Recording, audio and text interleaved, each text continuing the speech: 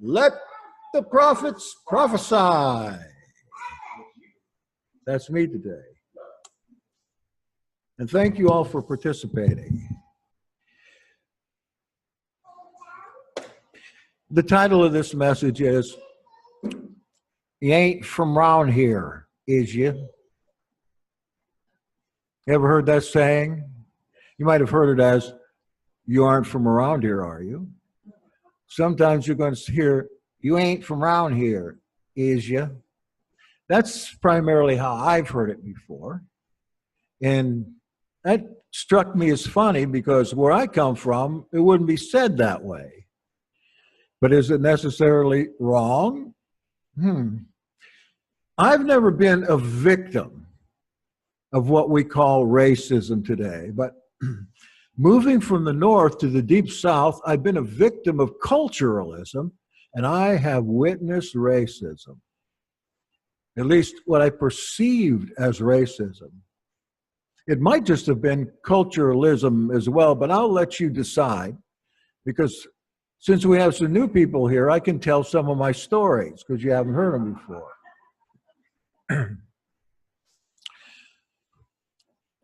I decided to take the long route into the ministry, and I went to seminary. In my church, you were required to have 7 years of college before you could be ordained. And in order to get that college, I had to go to Atlanta to Emory University. And there, you have to take a church, because they think if you take a little country church while you're doing your studies and everything else, that it won't burden you down with too much work.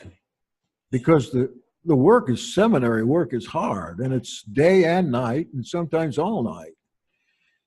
So they gave me 3 churches instead of 1. 3 little churches that were troubled way out in Heard County, Georgia. Isn't somebody here from Georgia? Okay. From Heard County? All right. Okay. So I moved from the first church that I was in up north down to the country in Heard County, Georgia. And I was very fortunate to get this job, else I couldn't have gone and finished up my master's degree in this. But what I expected was something more like what I was used to.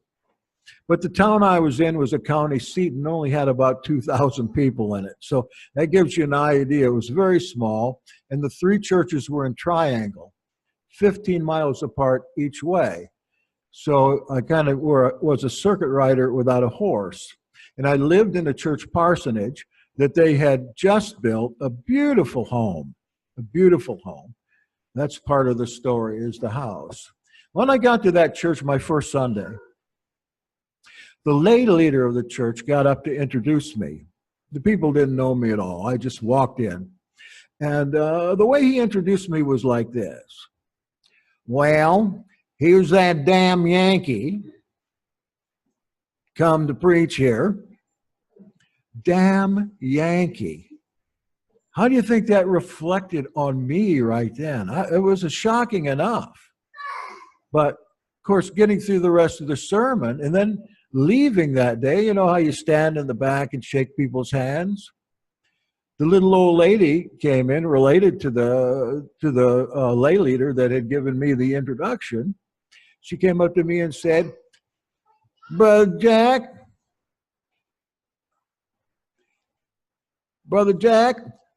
we sure don't know what you're saying, but we sure like to hear you talk." And, oh, don't know what I'm saying. Well, we had a revival there. That illustrates a little cultural problem. We had a revival there, and I'm going to use some words that are not used normally in this kind of setting. So hold on. The revival, I brought in a revival speaker who was my supervisor for preaching. And he just happened to be a darker shade of mauve, if you know what I mean. So he's a fiery preacher, a great preacher. Up north, it wouldn't have made any difference what his shade was. But down here, I found that it made a big difference. When I had, in the largest church, when I had the revival there with him, half of my church members didn't show up, but they were replaced by people that were a darker shade of mauve. Hear what I'm saying? So we had half the church there was, we'll say it this way, white people, and the other half black people. And it occurred to me that this church probably never had an African-American church person in there before, much less somebody to preach.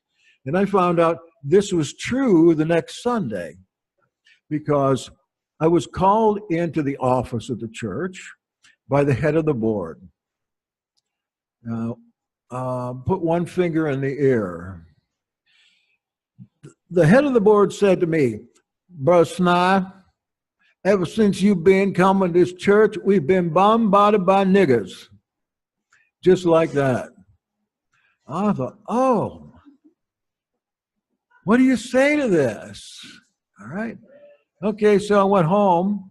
I told you the house there was a parsonage and it was beautiful. And pretty soon after this, I got a call on the phone. Guy says, this is the Klan. You're a heap of trouble with us. We're going to come down there and burn a cross in your parsonage, and then we're going to burn the parsonage down. I said, oh, is that so, Brother Randy? I recognized his voice. You know, he was a relative of the guy that headed the church. Well, I found out that the church, it was a Klan church. Then, right after that, the Klan came down to the little town square, and they began to, well, what do they call it, march? I don't know, probably 15, 20 of them in their Klan outfits, marching around this little square. And it just so happened that my late wife and I were driving past there, and we saw them. It was in the same time frame. And my wife got so mad, she tried to jump out of the car. She was going to go take them on. I think the mood she was in, she probably could have taken them all on, too. She was mad. Let me at them. Let me at them. Okay. Well, that's the way it was. So we got the Klan out a little bit, which my wife was going to stand against the Klan. This is just a little of what happened there, but not long after this, one of the matriarchs of the church come to me, and she said, Brother Snyder, I would enjoy your sermon, but you don't have to cuss so much. He said, after all, this is God's house, and you up there on the podium cussing like crazy? I said, I don't cuss, especially not at the podium. When I do my cussing, usually nobody could hear it. But I said, just how do I cuss? And she said, I feign to repeat these words, but you've been saying darn and dang and gosh and golly. Oh, I have to go repent home. I said, where I come from, those aren't cuss words at all. They're just generally used. She said, around here, man, you're going to be in a lot of trouble with the Lord because we done pray about people like you. So I made a deal with her. I said, I do not cuss. And every time I cuss, I'll give you a silver dollar. She said, that sounds just fine with me. I'm going to get rich. Well, by the end of the next sermon, I owed her 10. Yes, I used darn, dang, gosh, golly, those kind of words. And I didn't realize I was using them. I certainly didn't consider them to be cussing. But when I had to pay up, honestly, the next Sunday, about 5 more. And it helped me get that kind of language out because I had no idea that would be offensive. Same way in Canada, you go up there and preach and you use those words, you're considered to be a sinner because you're cussing at the pulpit. But I probably was into her about $50. And at the end time, she said, end of her time there, she said, came up and said, Brother Snyder, I really appreciate the effort you've been making, but I got to leave this church. I can't take it anymore. But I'm going to leave you with this. And she left a $100 bill there with her son's picture painted on where George Washington was. I mean, taped in there. So she left, but I was $50 richer, and I was real glad when that happened because all she did was cause trouble. So around that church time, I went to a conference with the ministers there. I noticed there was another minister in the conference named Snyder. And so I went looking for him. And I found Brother Ray Snyder, an ordained minister. He was in Alabama. And I saw him, I was a little surprised because he was a darker shade of mauve. He was very darker shade of mauve. And so I went up to him. You know, how many times do I have to turn that phone off? This comes back on. Yeah.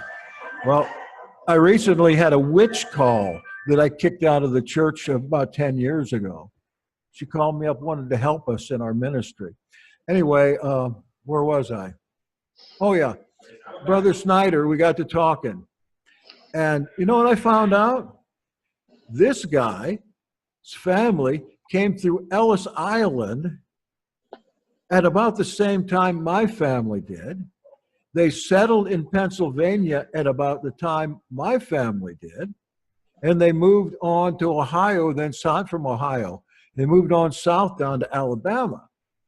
And I thought, well, that's quite a coincidence. The fact is that our origins are the same, though we look a lot different.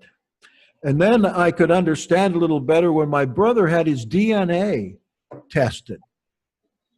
Found out that I was 4% a darker shade of mauve myself. Yeah, what do you think of that? All right. Well, that's enough of the stories. I want to talk about race and ethnicity. Race and the concepts of racism that we have is based on false concepts from the 17th and 18th century. It was in the wake of the Darwinian stuff, you know, the origin of the species, where animals and plants were taxonomized, set into different categories. They thought human beings should too, but not on any other basis here, but color of mauve. But the pseudo-anthropologists of that time, 17th and 18th century, where creation was doled out in genus and species, humankind needed to be more finely named in this taxonomy, and race was born, and race was separated by the color of the skin.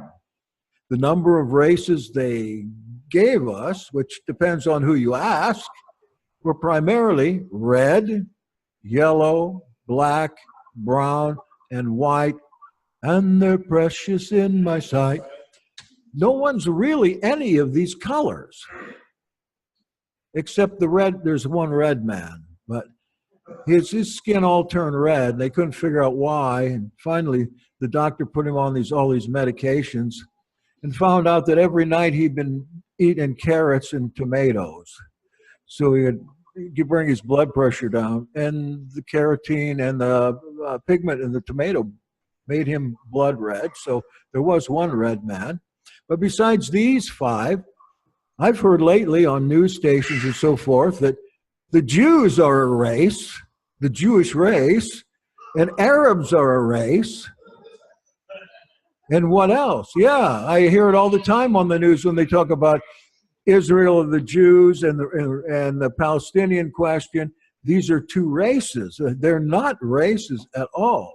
But see, it looks as though that the secular world is trying to divide us on those grounds, even now, 200 years later, after they were supposedly discovered. But the word in the scripture is better. It's ethnoi. It's often translated almost always as nations. But what it really means is tribes. Tribes. Those with similar upbringings, similar culture, certainly similar nurture, but not necessarily from the same gene pool or even the same geographical origins. They were instead ethno-cultural, tribal varieties of behaviors. Now, as we might say, different strokes for different folks. Ethnoi is a good word, and tribes is a better word than nations. There's another good word that we're hearing a lot lately about the hostility that naturally occurs between tribes, and that word is xenophobia. Have you heard it? Xenophobia? How about homophobia? Okay, well, xenophobia means the irrational dislike or fear of people with dissimilar cultures or tribes. Xenophobia is not a natured characteristic, but in a person's makeup, but it's nurtured in. It's nurtured in by xenophobes raising children or those who have had negative experiences with other cultures. It's avoidable, but it all depends on one's nurture, but it's not natural. I want to go to some scripture now. You might want to, if you got a scripture, you might want to get in here. And there are so many examples in scripture, I would say literally thousands of them, of tribal xenophobias, many of which we try to understand as we read from our scriptures by our own xenophobic, tribal, cultural perspectives. I want to give you some examples of that. We read something in the Bible and then we interpret it through our upbringing rather than in the context that it's given. So I'll march a couple out, first from Numbers 12:1. You'll find this familiar. And Miriam and Aaron spoke against Moses because of the Cushite woman who he had married, for he had married a Cushite woman. Now here it's doubly mentioned. And they said, has Yahweh indeed spoken only by Moses? Has he not also spoken by us? This is Miriam and Aaron. And Yahweh heard this. And the man Moses was very humble, more than any other men which were upon the face of the earth. And Yahweh spoke suddenly to Moshe and to Aaron and to Miriam. Come out, you three, to the tent of meeting. And the three came out. It's like being called into the principal's office. Yeah, you know, you expect, if it's a principal, a rolled up newspaper. If it's the woodshed, you're going to get the razor strap. And he said, hear my words. Is there a prophet among you? I, Yahweh, will make myself known to him in a vision, and I'll speak to him in a dream. Not so with my servant Moses, for he is trusted in all my house. Where is Cush? This Cushite woman's from Cush. You know where it is? Yeah, and where in Africa? That's pretty close. Cush was what we call Sudan today, and below that's Abyssinia, which is Ethiopia. So Egypt, and then down, take the Nile down at the bottom of the Nile, there's Cush. or Sudan. Did you know that Moses was the king of Sudan for 30 years? Well, where do you find that? That's exactly right. Right. King there for 30 years, and he was a good king, and the Cushites called him down to be the king. So Miriam and Aaron, they have accusations against Moses because of his wife. What was wrong with his wife? Come on, tell me what the perspective. Yeah, because she's black. Just be honest with you. It wasn't because she was of a slave race or low status. But the preachers in the southern churches certainly thought so. As they talk about this particular passage, they were ashamed because she was a nigger. However, Cushites, they'd never been slaves. They'd always been free. They were mercenaries. They were fighting men and fighting women. In their armies, the women fought right along with the men. And they were known all over the place to be fierce warriors and always free. However, Moses was the one of the slave class, not the Cushite woman. So what are Aaron and Miriam then complaining about? They're complaining about him marrying above his station. Exactly the opposite of what this passage is interpreted all the time. They'd never been slaves before. But we have to understand it in that perspective rather than our perspective. Now we know in this country that dark people have been a slave race here because we took them from Cush by superior arms and the use of chains and guns, and put them in the holds of ships, and maybe by the time they get to their slave land, there wouldn't be but a quarter of them left. Horrible situation. And made slaves of them in this country and in many others as well. But at that time, it was just the opposite. The Hebrews were slaves. The Hebrews were the slaves. And the Cushite woman certainly married below her status, even though Moses was a king. That's one of thousands of examples that we misinterpret in the Old Testament, but I want to go to the New because it's a little more appropriate for us. Let's take a look at Acts 13.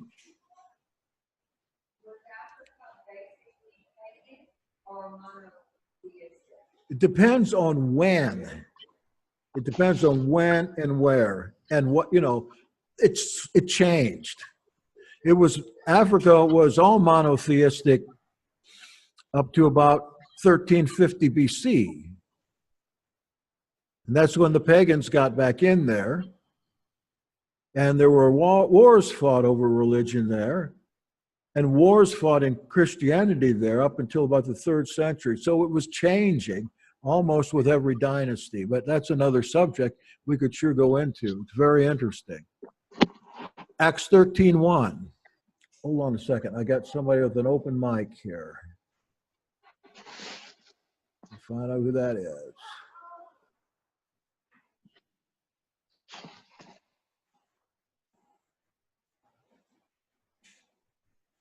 Okay. Found it. Okay. 13:1. Now in the assembly in Antioch. What country is that in, do you suppose? You're right. However, there were 5 of them in that area. We don't know. We're assuming. I'm going to say, yes, you're absolutely right. But every other Bible scholar in the world saying this is Antioch, Syria. What's the name of it today? Uh, what's the name of that text that comes out of Syria? Aleppo. That's it. Aleppo. Yeah. The Assembly of Antioch, there were prophets and teachers. Listen how they're named. Barnabas, well, it takes us knowing that he's from Cyprus or Cyprus. Shimeon, called Nigger. We talked about this last night. You're told that the pronunciation of this is Niger, but the original word is nigger. Huh? No, it's nigger. And it means black in Greek. Okay? So we're getting, this is pre-use of that term as a derogatory term. Okay? Shimeon, called nigger. But you can go ahead, since that's a bad word these days, and say Niger if you want to. Then we've got Lucius of Cyrene, or Cyrene. Where's he from? Yeah, Libya. And then we got Monahan, who had been brought up with Herod the Tetrarch. What ethnic ground was he? He was what's the name of that country just south of Judea? Idumean. Okay. He was an Idumean. And then we have Shaul of Tarsus. What country was Tarsus in? Tarsus is in Turkey. But the Tarsians considered themselves Greeks always. Paul come from a Greek culture. They said, oh, Paul wrote in Aramaic. No, he didn't. No way in the world that he did. Yes, they were given Roman citizenship and Greek citizenship because this was, as Paul says, of no mean city.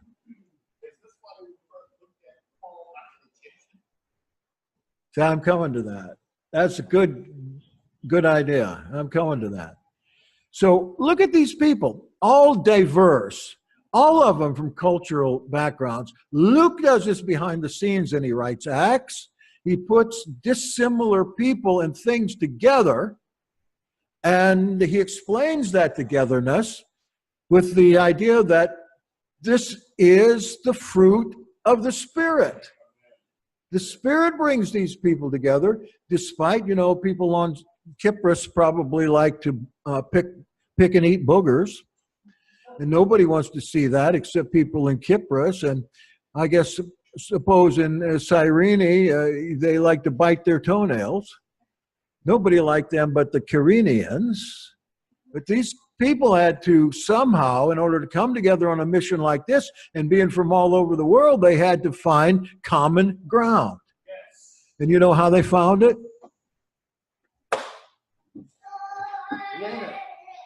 Linen pads, scripture, linen hats, tzitzit, exactly, katan, prayer shawl.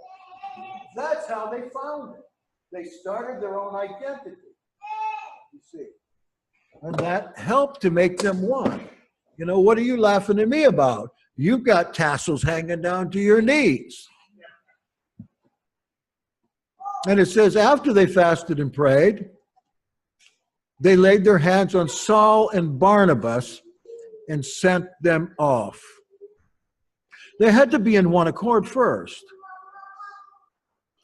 Did you know that word, that phrase, one accord in Acts happens 13 times? And you know what that word is in Hebrew? Yahad. We're the Vero-Estin Yahad. Yahad is a together thing. Everybody can come together. We can find common ground. We don't have to all believe the same. We've got people here that are still on a spurious calendar, for instance. What are you looking at me like that for? We have people that believe in the blood of Messiah and the communion being the real thing, and we've got people that don't. We don't have any problems. It's a wonderful thing because we've got other things that bind us together. So let's go on here to Galatians 3:27, because here is the point that Paul is really making for all of you who are baptized into Messiah. And he's not just talking about water baptism there. You've clothed yourself with the Messiah. Linen. He was a priest. Yeshua was a priest. He wore linen. The tassels on his garment that the woman of the issue of blood got a hold of, they were tzitzim. He wore linen cap, probably, if he wore a cap. He was known as a Zadokite, or one of the poor priests at that time, and this is what he would have worn everywhere he went. So, I'm just not talking about clothes. I'm talking about the clothing of the Spirit. We're talking about a tzedakah, a righteousness, according to Torah. There is neither Jew nor Greek, slave nor free, male nor female, for you are all echad in Messiah Yeshua. And if you belong to Messiah, then you are also Abraham's seed and heirs according to the promise. We have done a lot of study to show that this movement goes clear back to Abraham. We can trace it all the way up until the 2nd century AD, when all these guys got killed off, just like Yeshua said they would. And now we're restoring this movement because it's the movement of the New Testament.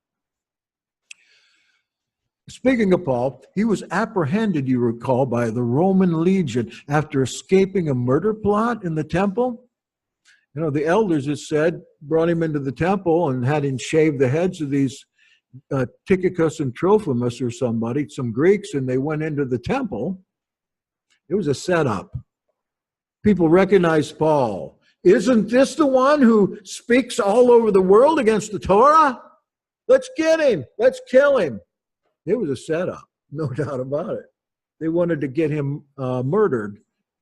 And there was a reason for that, too. You'll find it in the Nazarene Acts. So he runs out and he runs to the Romans. And here's the rest of the story. As Paul was about to be brought into the barracks after the Romans got him, he said to the tribune, that's a legionnaire of an unknown country who spoke Greek, he said, E existin moi epienti prose. May I say something to you? Surprised, he said, do you know Greek? Are you not the Egyptian then, who recently stirred up a revolt and led the 4,000 men of the Sicarii, the assassins, out into the wilderness? That's another part of the Essene movement. Bad guys, assassins, killers. They killed for the sake of the Torah. Bad people. Sneak up to them in a crowd. Slit their throat. That's what they would do. We're not that type. Not yet, anyway. Not yet. We might get to that point. And here Paul replies, I'm a Jew from Tarsus in Cilicia or Cilicia, a citizen of no mean city. I beg you, let me speak to the people. And when he had given him leave, Paul, standing on the steps, motioning with his hand. Why did he throw that in there? This is the way Greeks spoke. This was taught in rhetoric school at that time. When you get up to speak before the crowd, silence them down by bringing their attention to you. Motion with his hand. We don't know how to do that anymore. And where there was a great hush, and he spoke to them now in Aramaic, in their own language of the people that happened to be there. Brethren and fathers, hear the defense which I now make before you. So the point again here is, let's find some common ground on these things. And we can, but only through the Spirit. And look what Paul does. Speaks out of both sides of his mouth. Speaks Greek to the Greeks, Aramaic to the Aramaics. Acts 11:28. We're about done with this. And coming to us, Agabus. Now, if you read that in the original language, it would read locust. Agabus means locust, like in a locust plague. Took Paul's girl. And I was a kid and read that, I thought of my mom's Playtex girl. I thought, what's Paul wearing a girdle for? And he bound his own feet and hands, and he said, thus says the Ruach HaKodesh, so shall the Jews at Jerusalem bind the man who owns this girdle and deliver him into the hands of the Gentiles. Here's a prophet coming out of the Gentiles. Most believers, when they study anything in the Testaments, assume that a Hebrew is a Jew and that a Jew is a Hebrew. And they look at their books as though Judaism was like a quart of homogenized milk. All the same, those happy Hebrews worshiping in the temple and happy in their synagogues, raising sheep, then gaily sacrificing them, and carrying on with the traditions like idolizing and kissing the Torah scroll, wearing kippahs, prayer shawls, and davening their way to religious ecstasies. What a wonderful world. Oh, if I only lived in Galilee in the first century, it would be so great. I could speak to Mother Mary, and I could maybe raise my own sheep. I could eat locusts. However, we learn from the early Jewish writers and their enemies that there were many different types of Jews in that first century. You know that, Desmond. We talked about that a little bit last night. According to these historians, there were Sadducees and Pharisees, but the normative and most primitive Judaism were the Essenes, also called Enochians. So some tell us that there were literally nearly 100 different denominations that flowed out of the Essenes. For instance, Nazarenes was one. What was Yeshua called? He shall be called not a Nazarene from Nazarene, for Nazareth, but a Nazarene, a person of a particular faith. There were Nazareans, Elkosaites, Ebionites, Ossians, Samsosians, Carpocratians, Nassenes, Nazarenes, and scores of other movements that came out of this. In addition, the Israelites were divided by language and culture. There were Herodians, Hasidim, Hellenists. Hellenists, we see that a lot in Acts. They were hereditary genetic Jews who took on the language, culture, and religion of the Greeks. You see Greek names among the apostles. These people had been worshipers of idols. And not only that, in Israel and the world, the Jews of Hebrew extraction were outnumbered by the Jews that came up to be nurtured in the Greek way. We don't think of that. We think of Israel as being all Jews and all worshiping Yahweh, but they did not. They worshiped the Greek gods. They dismissed the Torah. They felt no compunction against indecent sexual behavior. We know this from the historians. In Galilee, in the time of Yeshua, 2 out of 3 people spoke Greek and lived Greek. 2 out of 3. All right. Take your country. You're from Texas. What if the Chinese started moving in there? I mean, and all of a sudden you realize that the people in your town were taking on Chinese ways. There's a great show on Netflix. It's called the Men in the High Castle. If you get a chance to see that, it's about what happened if Hitler would have won the war. You know, Japan would have the West Coast, Hitler would have the East Coast, and it shows the cultural differences. And here in San Francisco, it's full of Japanese, and all the Caucasian people there are following Japanese ways because they have to. Wouldn't some people get upset? Look at these Hebrew Jews in Galilee in that time. They were being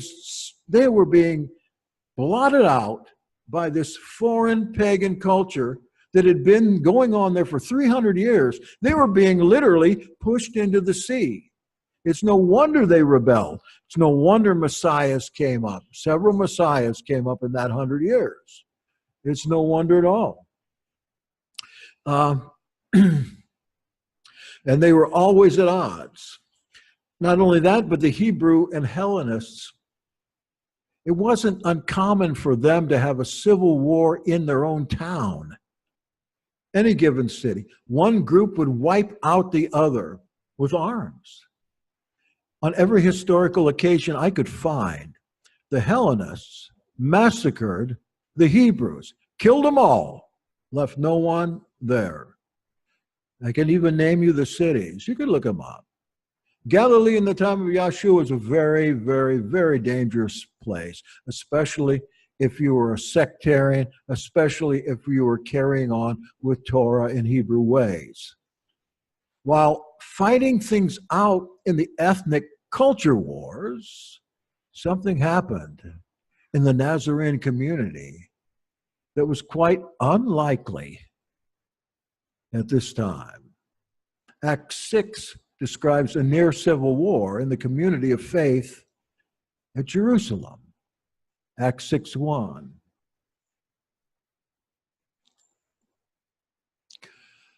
And in these days, the disciples multiplying, there came a murmuring of Hellenists at the Hebrews, because their widows were being overlooked in the daily ministration. Hey, these people didn't even speak Aramaic.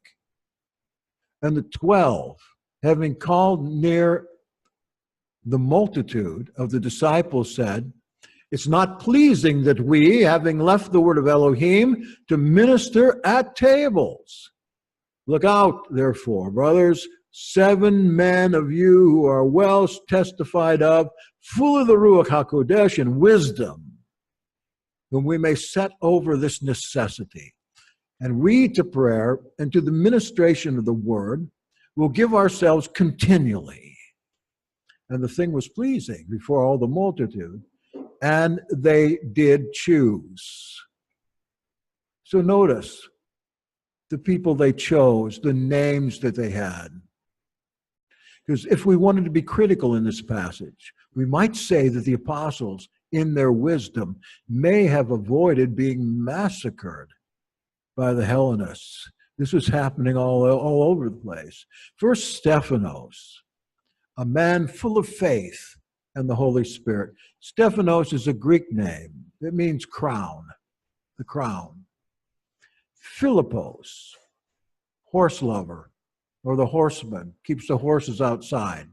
Prochorus, chorus leader, is what that word means.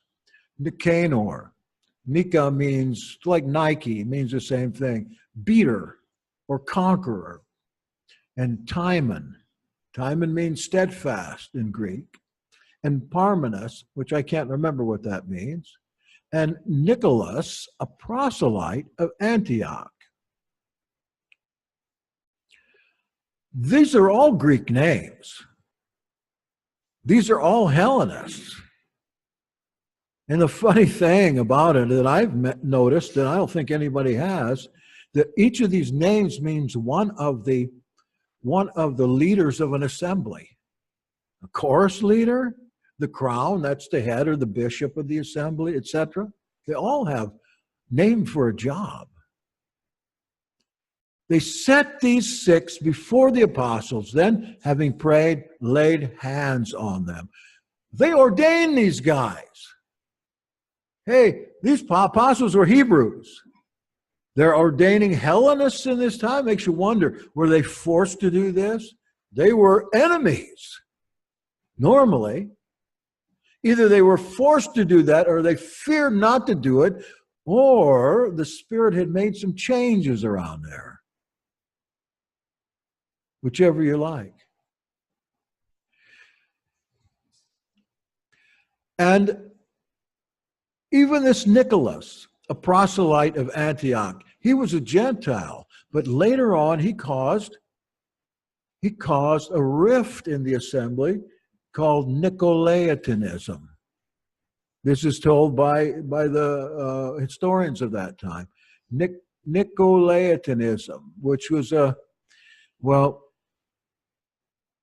they ate food that had been dedicated to idols, just like we did yesterday when we went in that Chinese restaurant and didn't see the God there with the fruit around him. That's food dedicated to idols. And they did unthinkable and indecent sexual things. Nicolaitans. They're later called the Carpocratians. You can read about them and find out what they did. But even this guy was laid hands upon and ordained. And the word of Elohim did increase, and the number of the disciples did multiply in Jerusalem exceedingly. Listen to this. A great multitude also of the priests were obedient to the faith. Are these Sadducee priests? Who are these priests? They're Zadokite priests. They're Enochians. They're Essenes. They're not even allowed in the temple. The temple had been taken over by another faction. And these guys are all out, known as the poor priests in the country. They weren't even getting paid. They were starving to death. And here they are joining in. Of course, there's food here. They're looking for table waiters.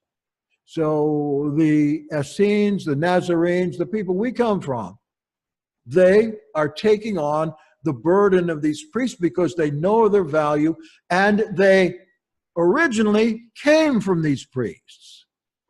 James, the brother of Yeshua, was one of these priests. And so was Yeshua himself. Now, I wonder if I should split this up. I think I can do this in 10 minutes. Would that be all right? Okay. There, in this testimony, are extraordinary ethnic developments. If you don't know the history of this time, then it won't dawn on you what's happening here. It just seems like a happy little bless me club. That's not the case. This event was revolutionary and historic because of the wars between the Hellenists and the Hebrews. We assume the apostles mentioned herein are Hebrews, but even a few apostles had Greek names. We have a dispute involving older women, the men of their ethnoi, their tribe, ethnos, would certainly make trouble. These appointed people are servants by the word of the Spirit. What is the tribe their names belong to? The tribe of the Greeks. And the one newbie of Antioch, the proselyte, a cult leader. Yet the apostles, whom we assume were Hebrews, ordained them as deacons. And the great multitude of priests. When negating tribal distinctions in this case, we have to take away those distinctions, then add compassion, excellent management, following the Bath call, the heavenly voice. And we have a key to the new world. We are not looking to outside this tribe to know what to do in any situation. Because to bring worldly people, people that are not born again, into a movement like this, or really any religious movement, is a big mistake without proper discipleship. Now, even in this time, the Essenes made you wait 3 years to get baptized. Read the Nazarene Acts, see what Clement has to go through. Why? Because this is an entirely different culture. This is already a new world, and you can't just come in and build a tent there. You've got to learn what it means. We are not looking for a multitude of people. We're just looking for a few of the right people. The Bible divides tribes in order to get a united tribe out of them, which we call kingdom. But a much better translation of Basileia might be realm or even Reich.